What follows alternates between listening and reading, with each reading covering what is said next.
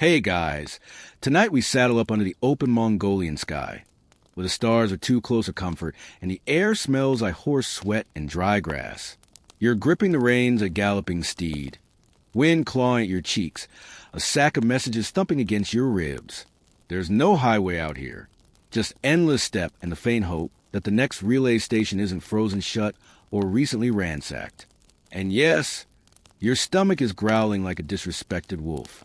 Because tonight, we're talking about Mongol Postal workers, and more specifically, what they ate on the job. Spoiler, it wasn't much, it wasn't fancy, and it was rarely warm. You probably won't survive this gastronomic gauntlet without phantom stomach aches and a new appreciation for trail mix. So, before you get comfortable, take a moment to like the video and subscribe, but only if you genuinely enjoy what I do here.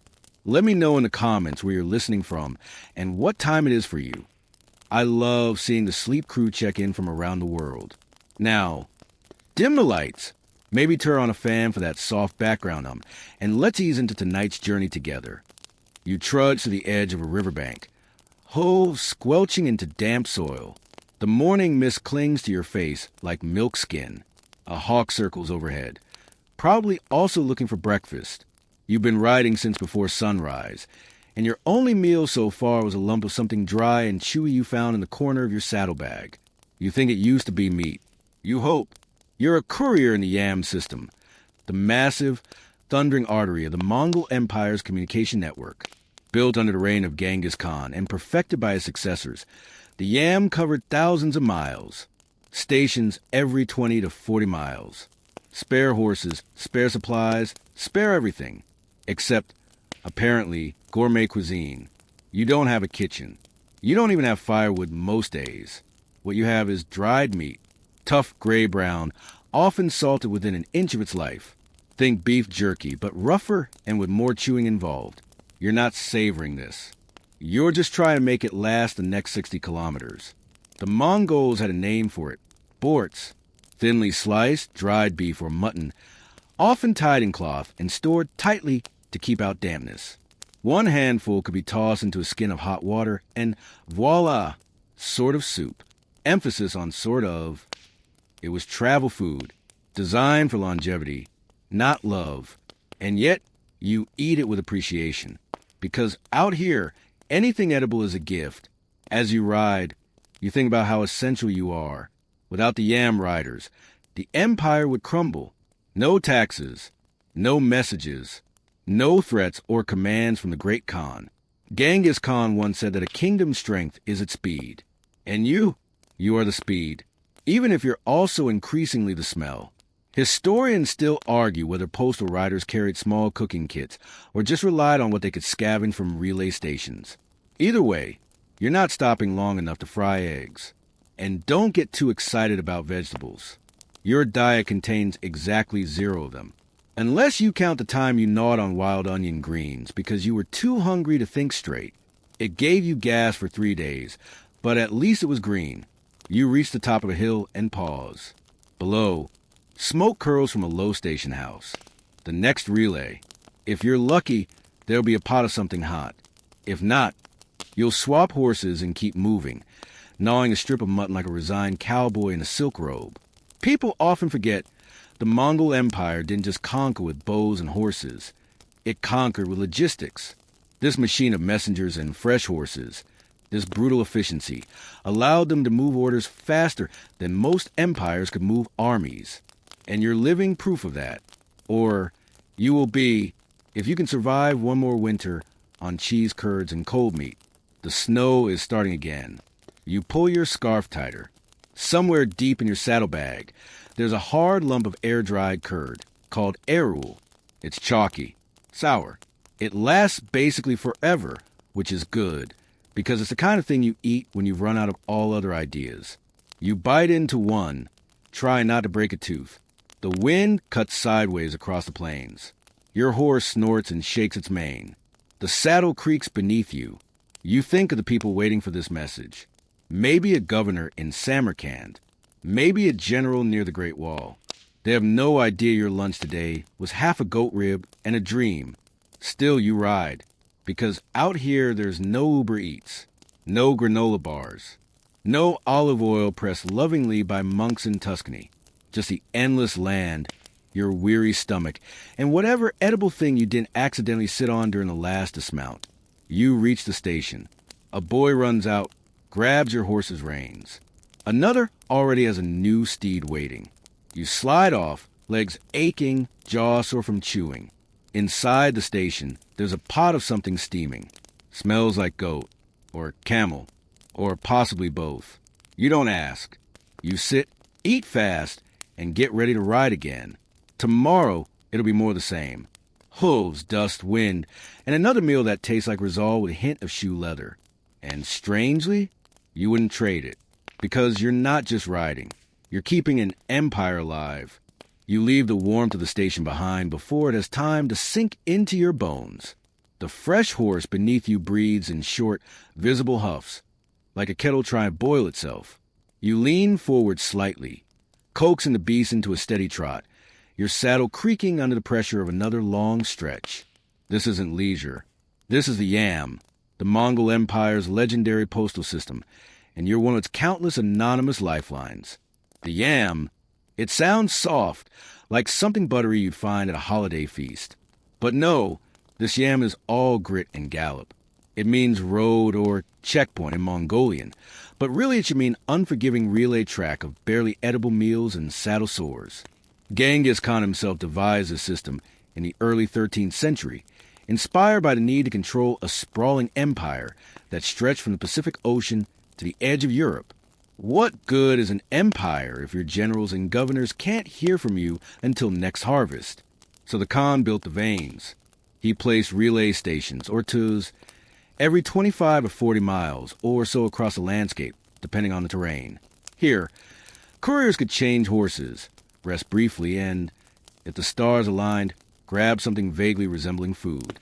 The system eventually stretched over 50,000 kilometers, a kind of express highway long before the concept of a highway existed. You might feel cold. But hey, you're also part of a communications marvel that could beat 13th century FedEx without breaking a sweat. Each rider carried a pesa, a bronze or silver tablet, that served as both passport and fast-track pass. It guaranteed you shelter, supplies, and assistance at any station.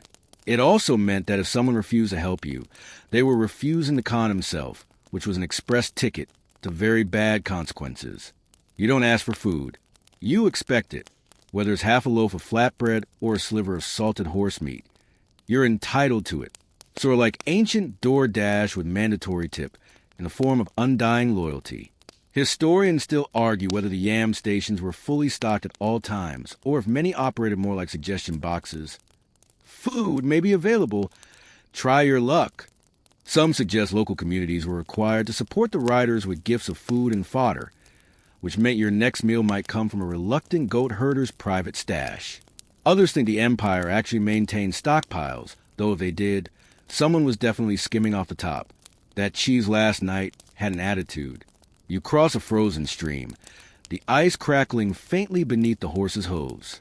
A chill runs up your spine. You think about all the riders who've passed the same way before you. Couriers who might have started with a saddle full of meat and a pouch of dried yogurt balls, only to end their ride with nothing but hunger and frostbite. Still, you press on. That's the deal with the Yam. You ride fast, eat quick, and don't complain.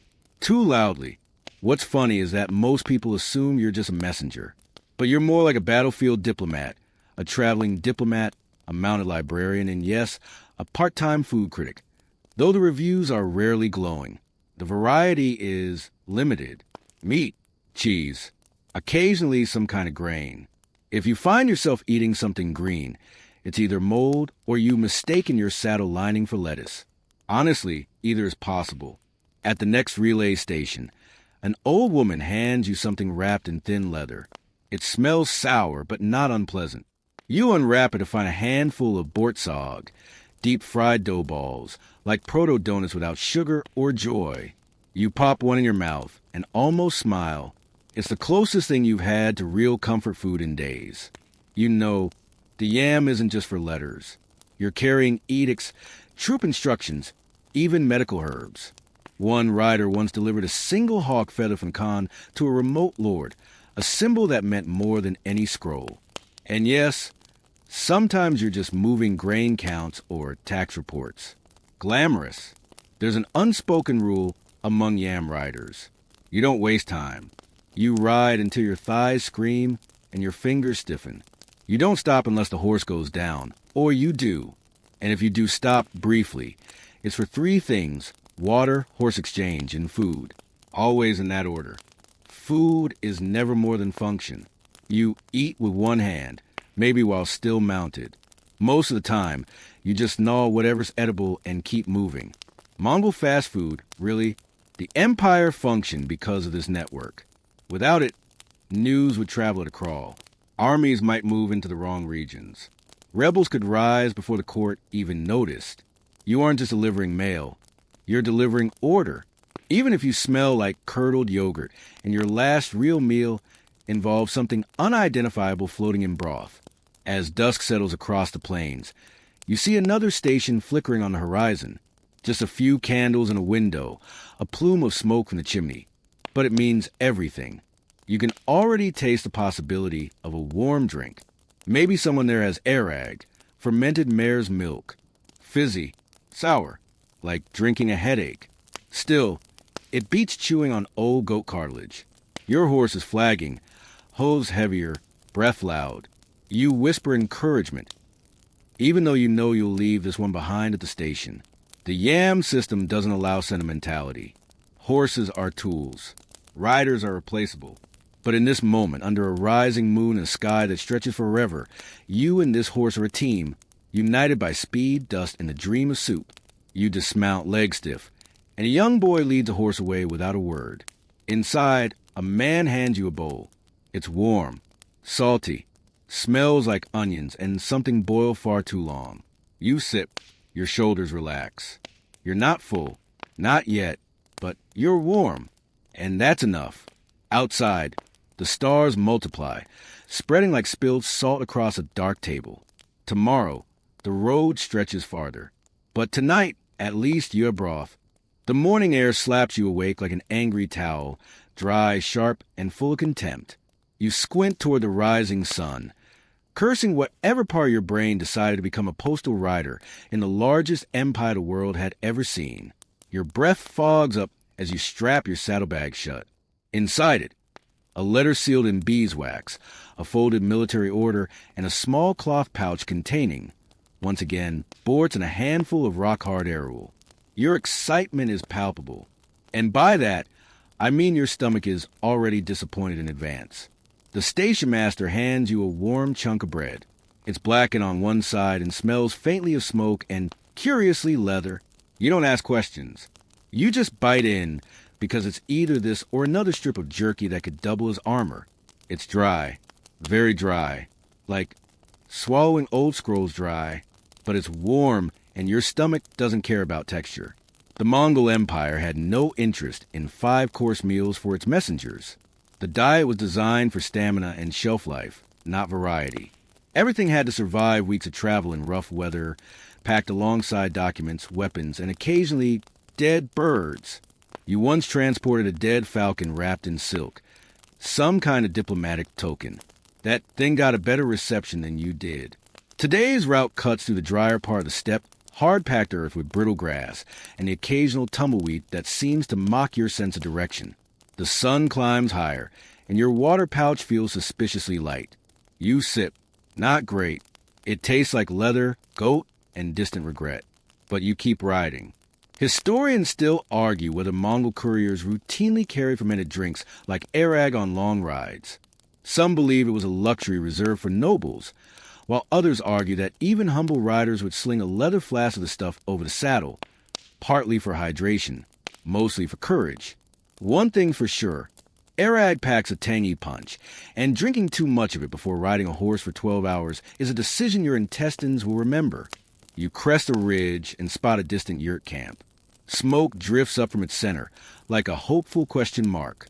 These aren't yam stations, they're just local herders. But sometimes, if you're lucky, they'll offer you a warm drink, maybe some cheese, or even a story.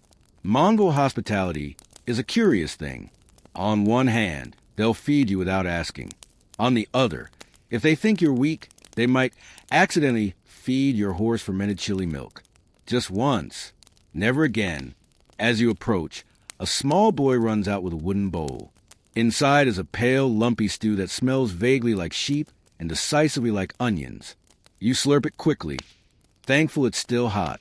His mother appears behind him with a piece of sun-dried flatbread and a smile that's equal parts warmth and suspicion.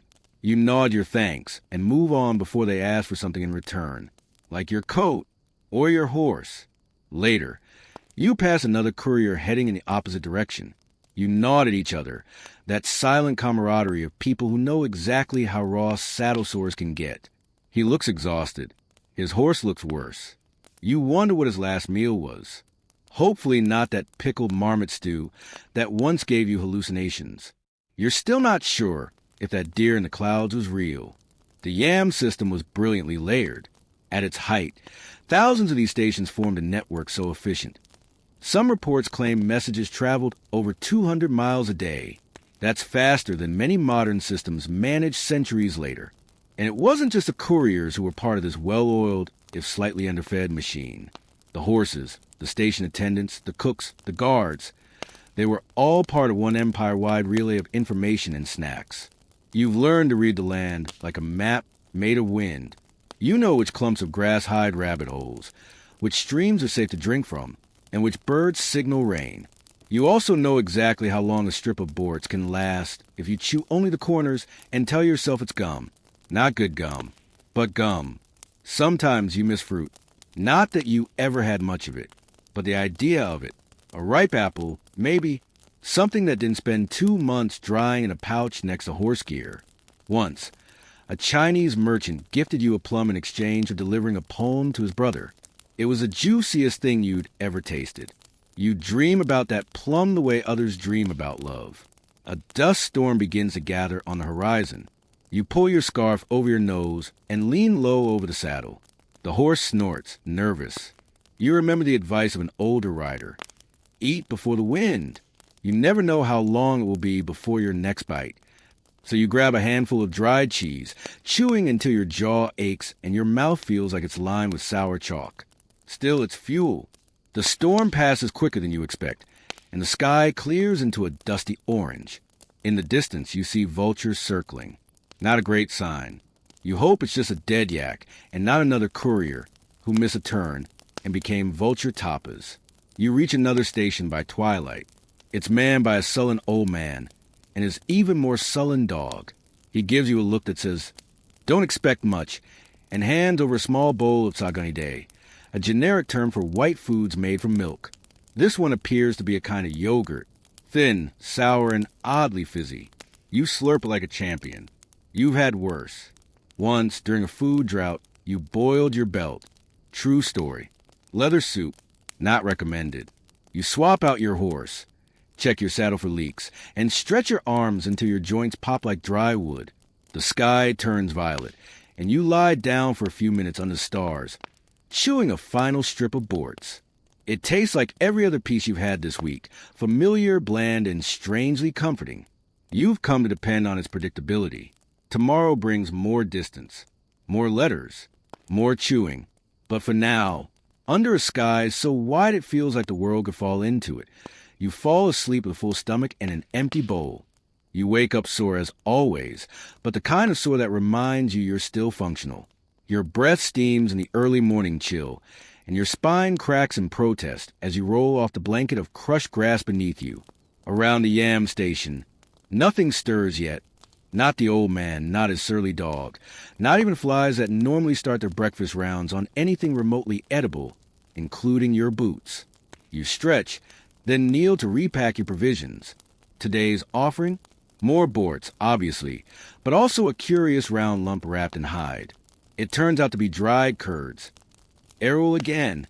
You've had so much of it, you're convinced your teeth are slowly fossilizing. And yet, somehow, you appreciate it more each day. It's the only thing that stayed consistent. Chew-resistant, vaguely sour, and slightly chalky, like goat cheese and sidewalk dust had a baby. As the sun edges over the plains, you mount your fresh horse and trot off into the wind. This one's feisty, full of attitude and oats. Not literal oats, Of course. Mongol horses were famously hardy and needed very little to keep going. They grazed on wild grass and survived where most horses would have started composing their wills. You, on the other hand, are starting to consider riding yours on the back of a dried cheese slab, just in case. The terrain changes slightly, rising and falling in soft, ancient waves like a forgotten ocean. You spot another yam station marker in the distance. Those squat, round tents with their pale smoke and distinct scent of old milk and dust. But this one looks different. A red flag flaps lazily at the entrance. You slow your horse and approach with caution. Red means plague. Or it might mean a special envoy is passing through. Or both. Historians still argue whether such flags were standardized across all the Yam, or if regional interpretations varied. Whatever it means, your stomach tightens, either from nerves or last night's yogurt. A figure steps out of the yurt, waving at you with a kind of weary nonchalance. It's another courier. He's older, skin like bark, and has a sort of squint that says he's been through 5 sandstorms and 3 betrayals this month alone. You exchange greetings, and he gestures for you to dismount. Hospitality isn't optional out here. Refusing a bowl of something steaming would be a social offense on par with stealing someone's saddle. Inside the yurt, you're offered something different today. A small bowl of kar-shol, black soup, made from boiled mutton broth, onions, and whatever roots they could find in the soil nearby. It's salty, greasy, and heavenly. You sip it slowly, letting the warmth crawl into your joints and settle somewhere between your ribs. As you eat, the older rider starts telling stories. Mongol messengers like to talk when they're not riding for 20 hours straight, and their stories are part myth, part warning, and part desperate entertainment. One tale involved a courier who once delivered a marriage proposal sealed inside a goat bladder. Another is about a man who got lost near the Gobi and survived by drinking the liquid inside his saddle's water lining. You really hope that one's an exaggeration. He offers you a small round thing wrapped in oiled paper. You unwrap it to find bortsag, a fried dough snack that tastes suspiciously like funnel cake without the sugar. It's dense, oily, and just crunchy enough to distract your brain from how exhausted you are. You thank him, tuck a second piece into your bag, and prepare to head out. Your horse does a little sidestep dance as you mount, clearly unhappy about leaving his oat-free paradise. But you tug the reins gently, and he complies. The wind picks up, whistling through the grass like a nervous ghost. You squint into the distance. Just flat land and sky, your daily companions. By midday, your stomach growls again. You chew a bit of arrow until your jaw goes numb and wash it down with arag from a hide flask. This batch is aggressive, fizzy, slightly bitter, and vaguely reminiscent of Jim's socks left in the sun. Still, it gives you energy or possibly just rage. Either way, you keep going. You think about the old man's soup, about the unexpected bortsag, about how food, no matter how simple or strange, always find a way to be sacred when you're far from comfort. The Mongol couriers, despite being part of a militarized system, shared in the same kind of human moments as anyone else. You've sat with Chinese diplomats, Russian merchants, Persian scribes, all of them sharing morsels, sipping odd liquids, and occasionally fighting over the last strip of jerky like children with better boots. Historians still debate how deeply culinary exchange impacted Mongol territories. Some claim the food remained mostly local, with riders consuming what was available at each stop. Others argue that recipes and ingredients traveled the empire just like letters did. Seeds from China planted in Persian soil, spices from India mixed into steppe stews. And you're just happy when it doesn't taste like fermented regret. You pass a cluster of trees, rare out here, and decide to rest. You slip down, stretch your legs, and lean against a sun-warmed rock. A squirrel-like rodent darts past, clutching something round and orange. Could it be a dried apricot? You blink. Are you hallucinating? Again, you pat your pack. One last bortsag remains. You savor it slowly, letting the oil coat your mouth like armor against dryness. A little luxury in the middle of a harsh routine. Before you mount up again, you scribble a quick note on the back of a delivery tag. It's not official, just a message to another courier down the line. Something like, avoid the soup at Station 16. Tastes like wet wool. You leave it tucked inside the station's marker stone, knowing someone will find it, chuckle, and maybe, just maybe, add a little extra snack to their next bundle. As you ride off again, the sun begins to dip low, and the sky turns the color of baked clay. You smile, faintly, not because your job is easy, not because the food is good, but because somewhere along the line, all this horse sweat, rock cheese, salty soup has become home. You chew another bit of Bortz and grin, despite yourself. It's still awful, but it's your awful.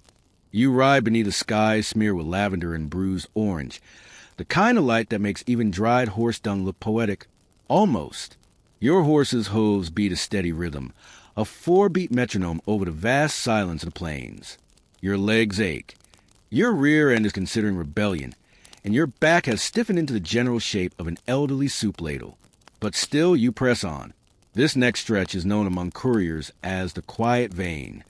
It's a long, lonesome route with no yam station for miles, no trees for shade, and barely enough grass to keep your horse from filing a formal complaint. You dig into your pack for something edible, or more accurately, chewable. You find it, a strip of jerky so dry and tough it could double as a defensive weapon. It's made from camel or possibly mule, or maybe both. The important thing is that it's been salted within an inch of its life. You chew thoughtfully, every bite drawing more energy than a small windmill. Still, it does a trick. Your body warms with the illusion of nourishment. Jerky, it turns out, was a Mongol courier staple.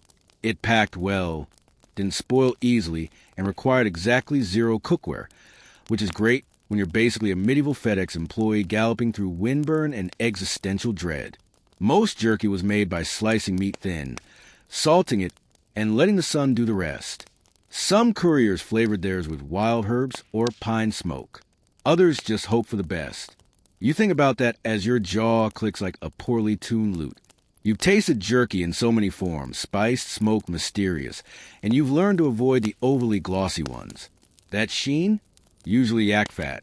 Sounds luxurious until it melts in your satchel and makes your letters smell like a meat locker.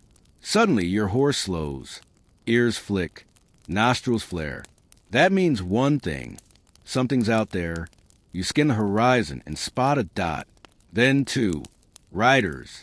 You hold your reins loosely. No panic. Riders on this road can be friend, foe, or just equally exhausted co-workers. As they close the distance, you recognize the insignia, another courier and a military scout. Great. That means news. Possibly a war. Possibly plague. Possibly just someone looking for spare jerky. They wave, and you pull up beside them. The courier, a woman with wind-chapped cheeks and eagle-bright eyes, offers you a piece of dried apple. You nearly cry. Actual fruit? It's shriveled and leathery, but the flavor explodes in your mouth like a forgotten dream. Dried fruit was a rare treat in the Mongol Postal world. When available, it was usually prepared near larger towns, plums, apricots, even pears sliced and left in netted trays. Some were rolled into balls with honey or curds. Others were just left as is, like edible parchment. As you ride together for a while, she tells you how she traded a bronze buckle for a sack of dried apricots 3 stations back. Best bargain I made since the boots, she says, nudging her worn but sturdy footwear. You nod, impressed. She also tells you about something curious she saw. An Iranian ambassador passing through the yam system with an entire cart of food, including spices she couldn't pronounce. Cinnamon, saffron, maybe even sugarcane. Mongol riders usually didn't travel in such luxury, but special envoys were a different breed. They dine on imperial hospitality while you gnawed on questionable animal byproducts and hoped not to choke on a bone fragment. Historians still argue whether such ambassadors influenced the local diet of Mongol couriers. Some claim the cultural exchange was minimal. The road was long, but the stomach was stubborn. Others believe those chance meetings, however brief, were responsible for spices slowly creeping into otherwise plain dishes across the empire. You pass a cairn, stone stacked like a hasty monument to someone or something. You and your companions add a pebble each. Not because you knew the person, but because that's what riders do. You keep moving, even as you remember. That's part of the job. As dusk slips into night, you stop to make camp. No station tonight. Just wind, stars, and whatever lies in your packs. You each lay out a blanket, unwrap food like it's some sacred ritual, and begin the age-old Mongol courier tradition, the sharing of the random edibles. Tonight's menu includes a dried apple. You each get a sliver, a pouch of barley flour mixed with animal fat, basically gritty paste, and a single pickled egg someone smuggled from a market in the West. You split it in thirds, ceremoniously, like a holy relic. The scout offers a tiny tin of something pungent. You recoil slightly, but curiosity wins. It's fermented fish paste, possibly from the eastern shores near the Amur River. It tastes like salty lightning and regret, but also something your body inexplicably welcomes. Must be the protein. One of you hums a low tune. Another whistles. The fire crackles, though you didn't build it, just a pile of glowing embers left behind by a shepherd. You think about how food out here isn't just fuel. It's memory, culture, identity. You could trace the path of empire not just through battlefields, but through what Mongol couriers chewed while watching stars rise over empty lands. The woman pulls out a sliver of candied ginger. You stare at it like it's forbidden treasure. She breaks it in half and hands it to you. It burns your mouth, sweet and sharp, clearing your sinuses and making your eyelids droop in the most comforting way. No one talks much after that. Just the sound of chewing, the wind sweeping over your camp, and the soft creak of leather gear adjusting in the night. You lean back on your elbow, full enough to feel drowsy, hungry enough to be ready for tomorrow. A paradox you've grown used to. The scout eventually bids farewell, heading east with a lazy wave. The courier remains. You sleep beside one another, not quite friends, not quite strangers, just fellow ghosts on the wind.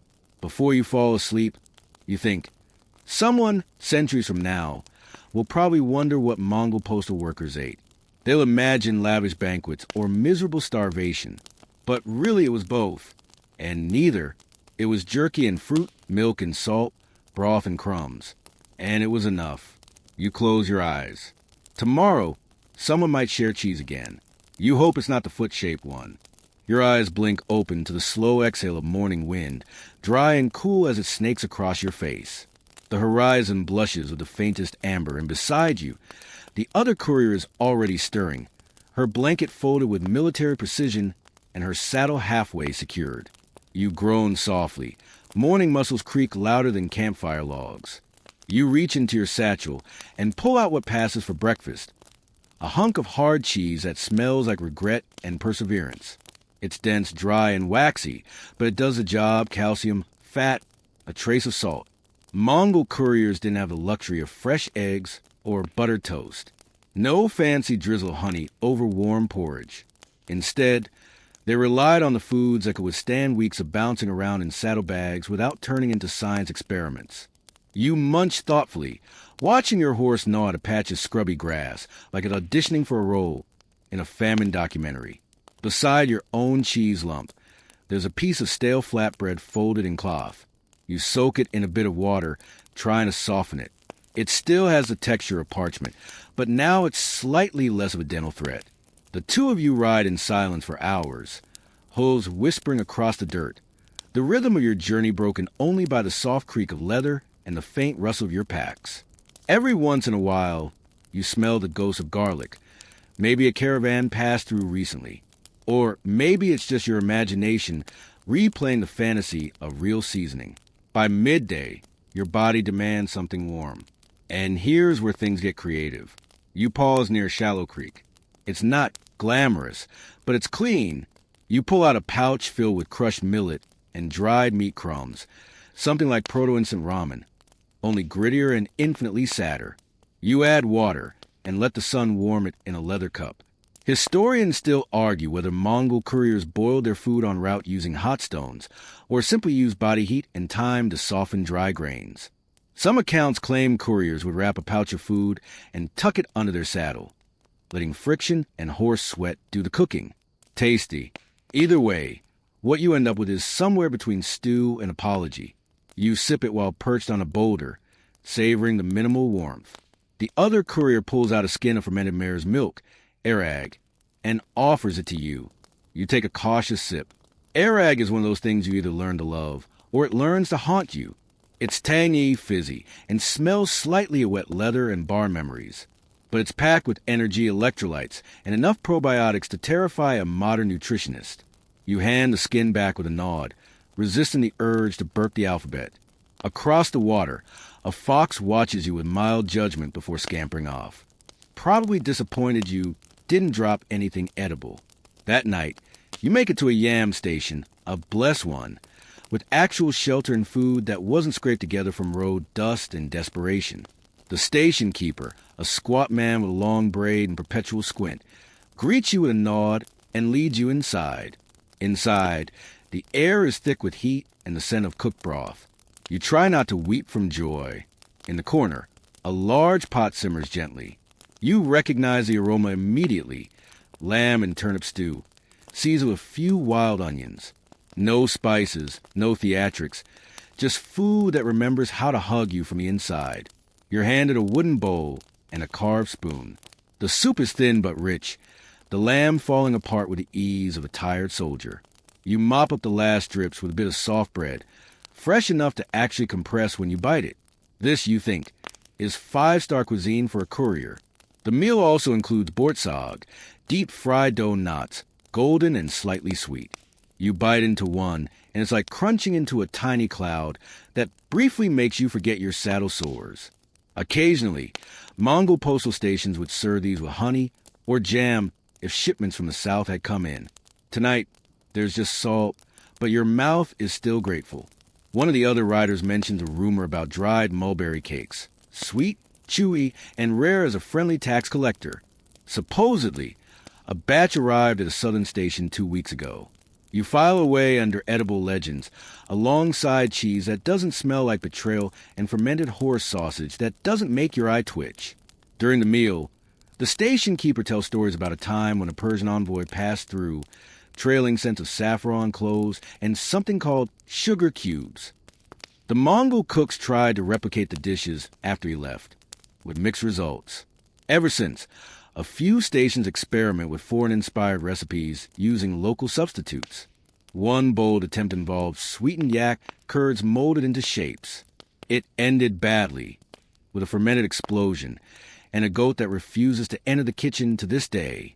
Historians still debate whether the Silk Road's culinary influence filtered down to Mongol courier routes. Some argue the impact was mostly symbolic, flavors that travel by whisper, not wagon. Others believe enough spices and knowledge trickled into the yam system that the meal slowly evolved into a hybrid cuisine. After dinner, you lie near the fire on a felt mat, belly pleasantly heavy. Someone strums a Morin khur, the horsehead fiddle, its low hum weaving to the smoky air like a lullaby.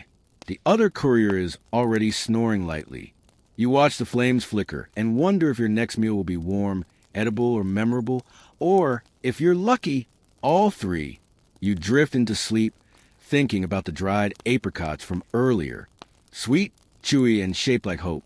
In your dreams, someone hands you a fresh dumpling. You wake up biting air.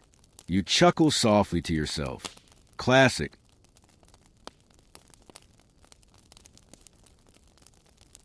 You rise with the aching satisfaction of someone who slept indoors. Sort of. The yam station's felt-covered floor isn't exactly a featherbed, but compared to a saddlebag pillow and a night serenaded by wolf howls, it's a full spa treatment. The fire is just dying, giving the room that warm, smoky smell of cooked lamb and burned with glue. Your companion is already lacing her boots. They've got hot barley tea, she mutters with a nod toward the corner. You shuffle over and pour yourself a steaming bowl. It's nutty and slightly bitter, the kind of beverage that makes you feel wise and underpaid at the same time.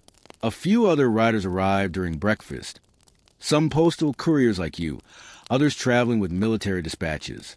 The difference is subtle but noticeable. Their horses are leaner, their saddlebags heavier, and their eyes have seen things. One young soldier has a scar across his jaw that looks like a poetic metaphor. If you squint hard enough, you all eat in silence, a shared understanding binding you tighter than conversation ever could. The station keeper comes around with more airag and a handful of dried berries, a rare treat. You accept them with a bow of thanks, popping one into your mouth and savoring the tart zing. It wakes you up better than the tea. Once back on the road, your journey becomes less predictable. A sudden dust storm rolls in by midday, turning the world into a beige blender. You pull your scarf up over your nose and press onward, head down, trusting your horse to find the path. Visibility is a joke. You might as well be riding through oatmeal. You think about food to distract yourself from the grit coating your teeth. Specifically, you think about the survival snacks tucked into your saddle pouch. Strips of dried meat, not quite jerky, more like meat leather. Mongol Postal riders relied heavily on these. Made from lamb or goat, the meat was cut thin, salted, and dried in the open air until it was tough enough to repel arrows. You gnaw on one now, its fibers resisting your teeth like they have a grudge. Historians still argue whether these meat strips were seasoned with herbs or simply left plain.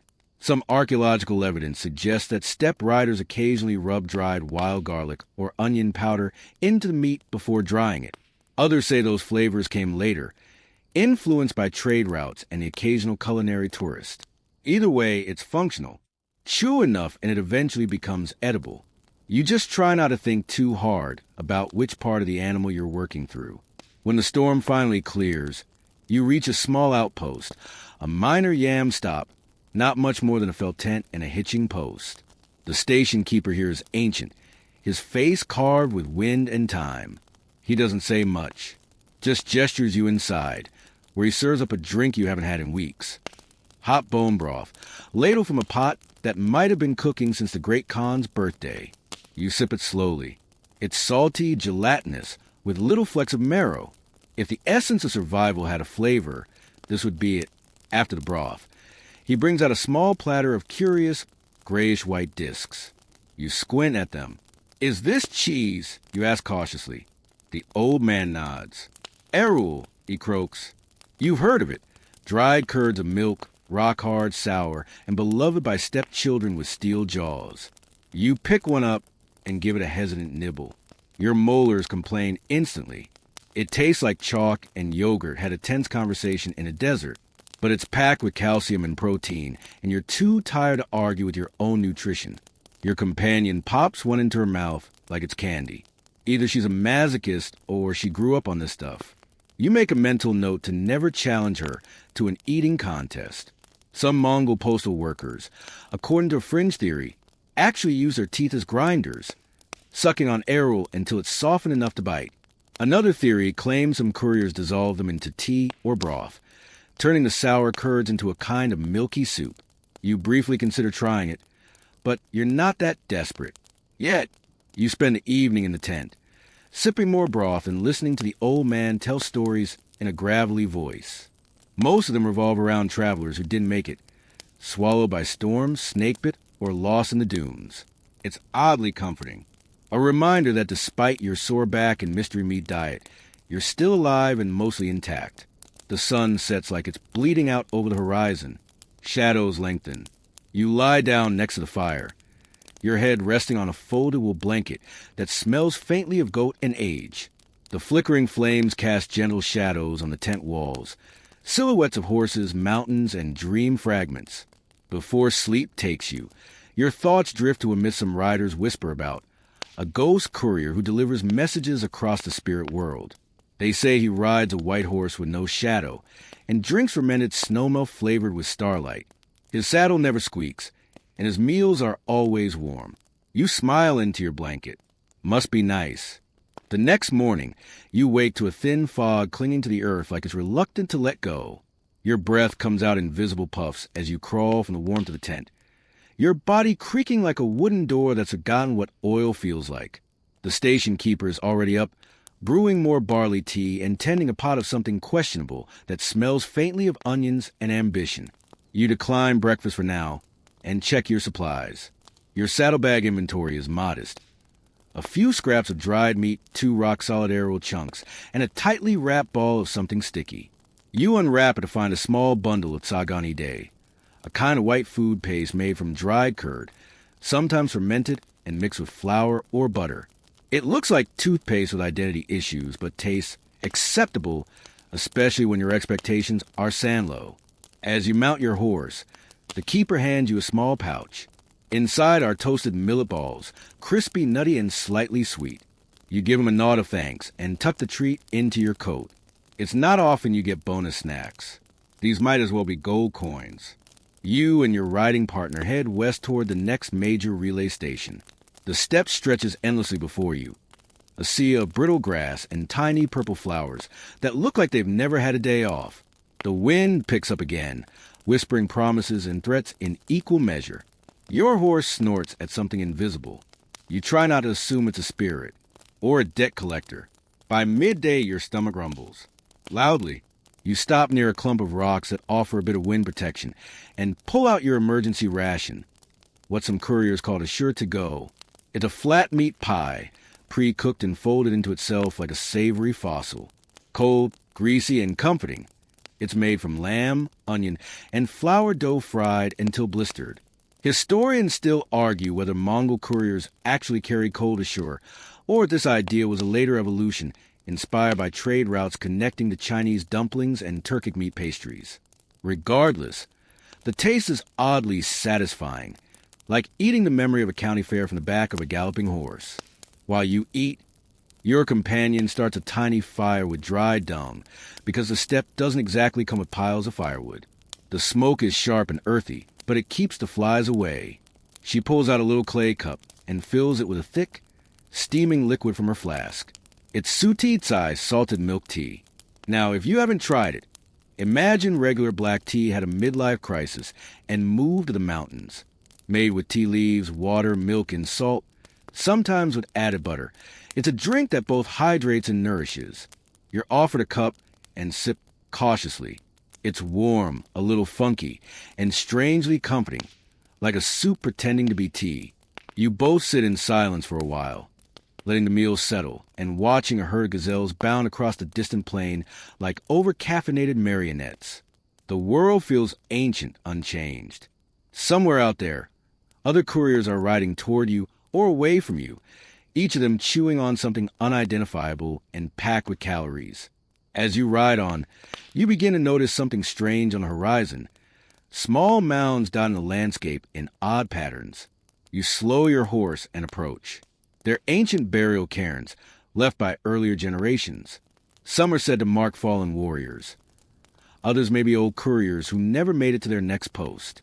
There's a strange quiet here, heavier than the usual hush of the plains. You dismount and leave a bit of food, just a bite of dried meat and a piece of arrowroot, as an offering. Mongol tradition often involved feeding spirits, especially when traveling alone. Even now, some yam riders still leave crumbs at these cairns, just in case something lingers with an appetite. You remount and ride on, but the mood sticks to you like cold air. The next station arrives just before dusk, tucked near a frozen creek. It's a larger stop, with several yurts and even a wooden fence, a luxury in these parts. A pot of something amazing is already bubbling when you arrive. Dinner tonight is a highlight. Suivan, a noodle dish made with hand-cut strips of dough stir-fried with meat and onions. It smells like victory and tastes like your ancestors are giving you a thumbs up. Some couriers carry dried noodles to add to broths or cook up when time and heat allowed, and you wonder if you should start doing the same. As you eat, you listen to the yam clerk explain how the station once hosted an envoy from India who brought spices that made the whole area smell like paradise for a week. The resulting recipes didn't last long. The ingredients ran out, but the memories did. Some riders still talk about the night they tasted cardamom. Others claim it was just really aromatic goat. One of the fringe tales you hear tonight involve a postal rider who traveled with a collapsible pan strapped to his saddle, claiming he could fry dumplings anywhere, anytime. Others swore he once made pancakes using fermented mare's milk, flour, and rage.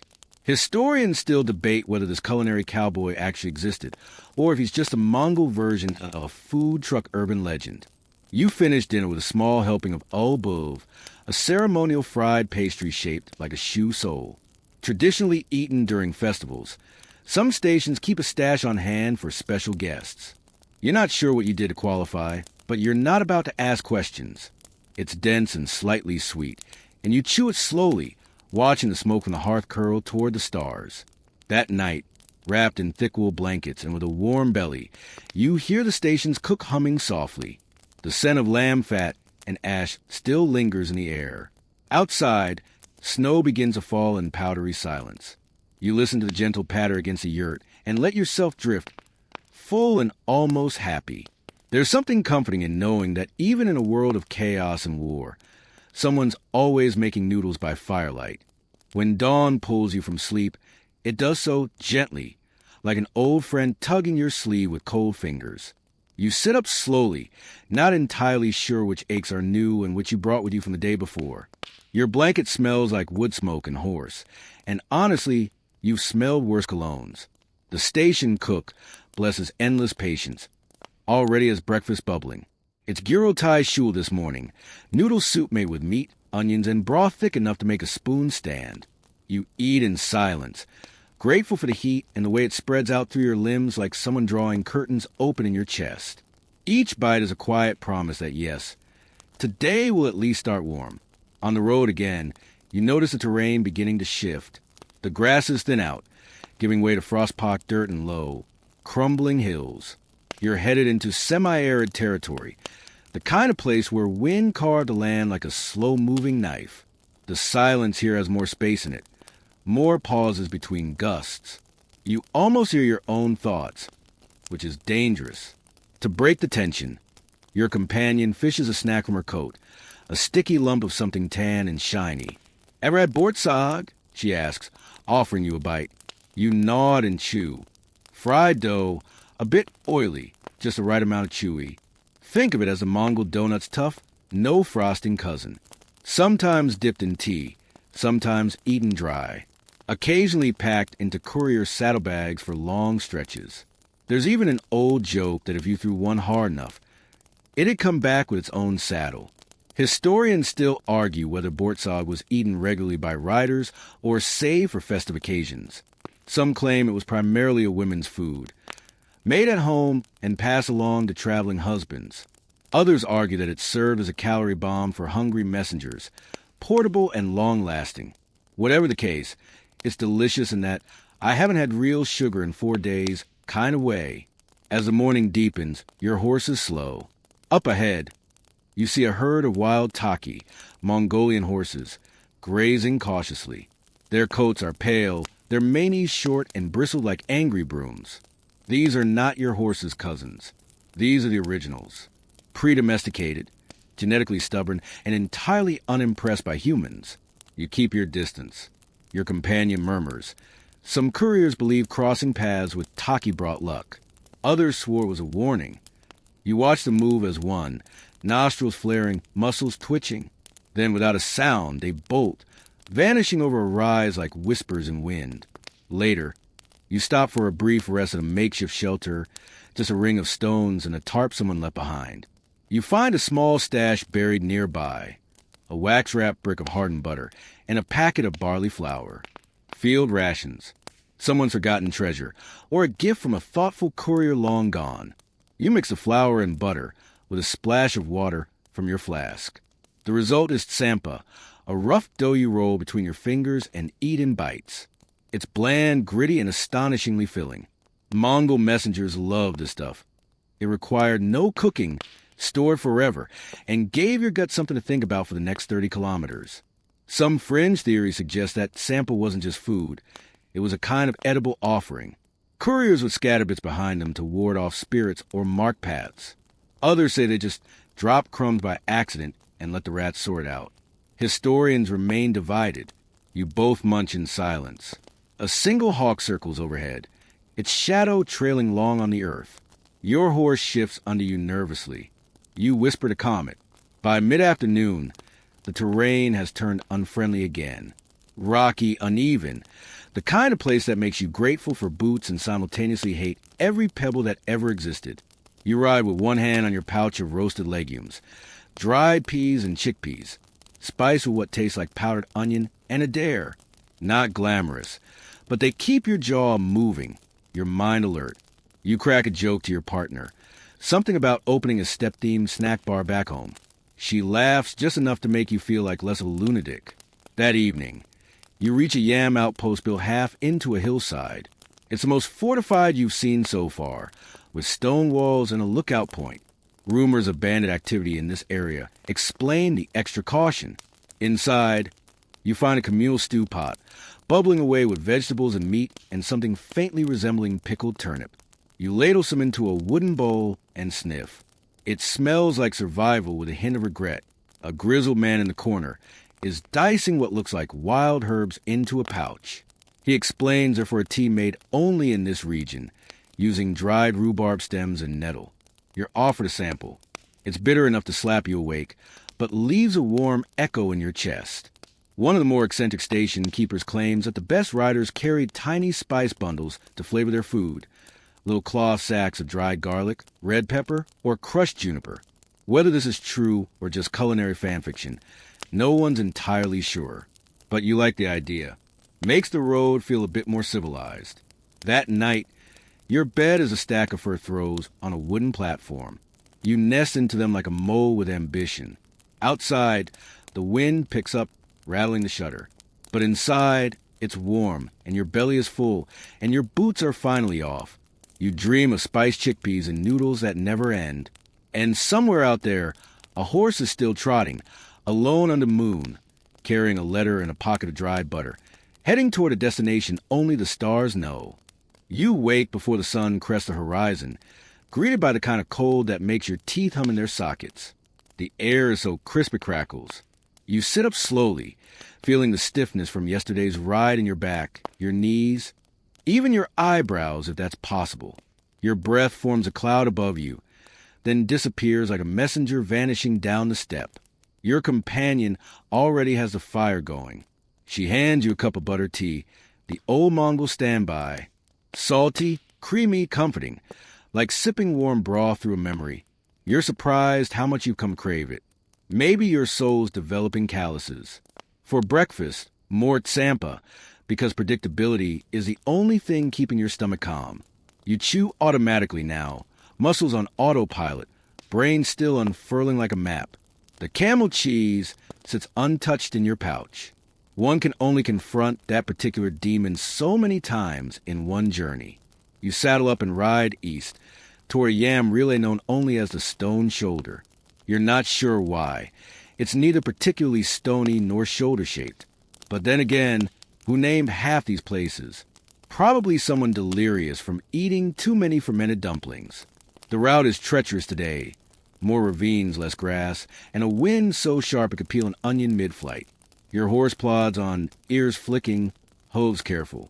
You pass 2 broken wheels and the remains of a courier cart, long abandoned. The leather reins have fossilized in the cold. A strip of blue cloth flutters from a splintered axle like a forgotten prayer. By midday you stop to eat. Lunch is a miracle. Dried lamb sausage wrapped in flatbread, reheated on a metal plate over hot stones. The bread is thin and smoky, and the meat, well, let's just say it no longer actively insults your tongue. It tastes like progress. Some historians believe these sausages, often made with wild herbs and rendered fat, were a staple for elite Mongol scouts, not just postal couriers. Others argue they were rare treats, reserved for major feasts and shared among stations as goodwill offerings. Either way, you're grateful someone thought to pack one. Your companion shares an old superstition. Don't talk during the first 3 bites of lunch on a wind-blown pass. It's supposed honor the mountain spirits. Or maybe just ensure you don't swallow a mouthful of sand. You observe the silence, chewing solemnly, letting the breeze whistle around you. As the road levels out, you pass a lone man walking west with donkey in tow. He's wrapped in layers of wool and camel hair, his eyes almost closed against the sun. He doesn't wave, just nods once, like a monk who's seen everything and judged none of impressive. By late afternoon, you reach a cluster of sacred ovu. Stone cairns pile high with prayer flags and offerings. Bits of meat, cloth scraps, coins, even buttons lie nestled among the stones. You dismount and circle the cairn 3 times clockwise, as tradition demands. Then you add your own gift, a hardened lump of bortsog you've been saving as a joke. Maybe the spirits will appreciate the gesture, or maybe they'll just chew for the next 1,000 years. A more fringe theory holds that couriers once carried sacred food bundles. Tiny pouches of dried fruits, blessed grains, or smoked marrow to offer at each ovu, not for nourishment, but to ask protection from spirits of the steppe. Whether this was common practice or colorful embellishment remains hotly debated in Mongol culinary circles. Yes, those exist. Dinner tonight is hosted by an elder station keeper at a partially buried yam stop, dug deep into the hill to survive winter storms. His specialty? A kind of thick millet porridge flavored with render mutton fat, and something that smells suspiciously like wild mint. You slurp it with caution. It sticks to your ribs and, curiously, to your spoon. He insists you also try arul, dried curds of sour milk, shaped like pebbles and as hard as your conscience after 3 days of underseasoned protein. You gnaw politely. They're tangy and utterly immune to your saliva. Supposedly good for digestion, though your teeth may file a complaint first. Your host recounts tales of couriers who survived on nothing but arul and melted snow for a week when lost in a storm. You smile faintly, hoping not to become one of those stories. Outside, the wind picks up again. It moans against the wooden beams and whistles down the chimney like a homesick banshee. You burrow into your furs, letting the porridge warmth spread through you like molasses. Your dreams come quickly tonight, scented faintly with wild mint and regret. Somewhere in the darkness, another courier is sitting by another fire, possibly gnawing the same impossible cheese. You feel connected, part of something ancient and weird and wonderful. A chain of tired, slightly underfed riders threading messages across the roof of the world, one gritty mouthful at a time.